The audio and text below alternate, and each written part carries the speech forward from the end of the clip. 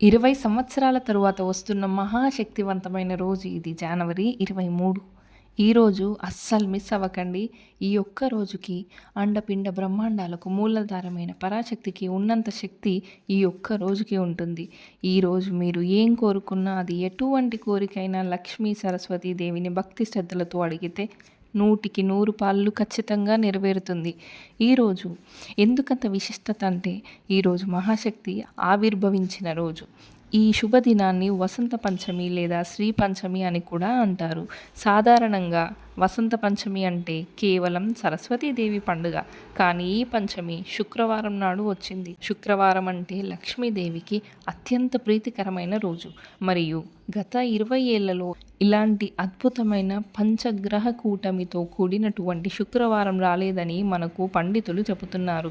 శ్రీ పంచమి, శ్రీ అంటే లక్ష్మి, లక్ష్మీదేవికి ఇష్టమైన శుక్రవారం రోజున ఈ పంచమి రావడం వల్ల దీన్ని లక్ష్మీ సరస్వతి యోగం అని కూడా అంటారు.